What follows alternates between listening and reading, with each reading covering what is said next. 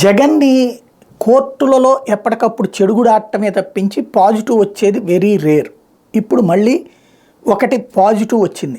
ఏంటయ్యా, హైకోర్టు జగన్ని దెబ్బ కొట్టడం కోసం వేసిన ప్రజా ప్రయోజన వ్యాజ్యాన్ని పోస్ట్ పోన్ చేసింది. రాష్ట్రంలో ఎస్సీ ఎస్టీలకు జారీ చేసే కుల స్థానికత జనన ధృవీకరణ పత్రాల మీద ముఖ్యమంత్రి వైఎస్ జగన్మోహన్ రెడ్డి ఫోటో నవరత్నాల లోగో ముద్రించడం వల్ల ప్రజల హక్కులు ఎలా ప్రభావితం అవుతాయని హైకోర్టు ప్రశ్నించింది. వాటి మీద సీఎం ఫోటో నవరత్నాల లోగో ఉంటే పిటిషనర్ హక్కులు ఎలా ప్రభావితం అవుతాయని కూడా ప్రశ్నించింది. ముఖ్యమంత్రి ఫోటో ఉంటే వచ్చిన నష్టం ఏంటని నిలదీసింది. ఎన్నికల సమయంలో దాఖలు చేసే ఇట్లాంటి వ్యాజ్యాలన్నీ రాజకీయ ప్రయోజన వ్యాజ్యాలు అవుతాయని వ్యాఖ్యానించింది. ఈ వ్యవహారంలో కౌంటర్ దాఖలకు ప్రభుత్వానికి మరింత గడువు ఇచ్చింది. తదుపరి విచారణ 8 వారాలకి వాయిదా వేసింది.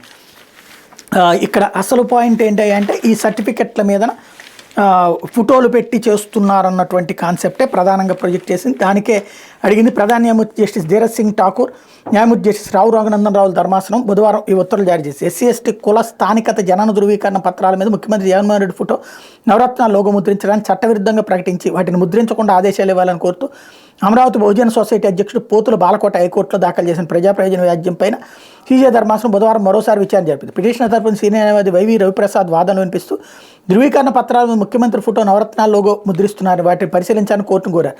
వాటిని పరిశీలించిన ధర్మాసనం ధృవీకరణ పత్రాలపై సీఎం ఫోటో నవరత్నాల లోగో ఉంటే నష్టమే ఉందని ప్రశ్నించింది. అసలు పిటిషనర్ ఎవరైనా ఆరాధించింది. పిటిషనర్ ఎస్సీ ఎస్టీ సంఘం అధ్యక్షుడు రవిప్రసాద్ తెలిపారు. ముఖ్యమంత్రి ఫోటో లోగో వల్ల ఎన్నికల సమయంలో ప్రజలు ప్రభావితం అవుతారని అన్నారు. ఎలా ప్రభావితం అవుతారన్న ధర్మాసనం ఎన్నికల సమయంలో దాఖలు చేసి ఇలాంటి వ్యాజ్యాలను రాజకీయ ప్రయోజనాలు వ్యాజ్యాలు అవుతాయని ఘాటుగా వ్యాఖ్యానించింది.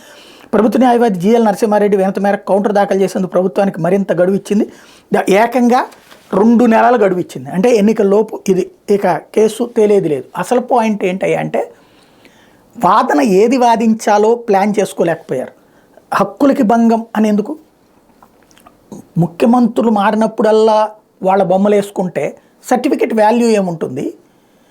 ఒక మార్కు లిస్టులైనా లేకపోతే ఇట్లా కుల ధృవీకరణ పత్రాలైనా అది సహజ సిద్ధమైన హక్కు. ప్రభుత్వ లోగో ప్రభుత్వ యాంబ్లం ఉండటంలో తప్పులేదు. కానీ సంక్షేమ పథకాల లోగోలను ముఖ్యమంత్రులు మొహాలు పెట్టుకుంటే ముఖ్యమంత్రి మారిపోతే మళ్ళీ కొత్తగా ఇంకొకళ్ళు వచ్చినప్పుడు మళ్ళీ తీసుకోవాల్సి వస్తుంది కదా, దాని వలన మా హక్కులకి భంగం అని వాదించాల్సి ఉంది.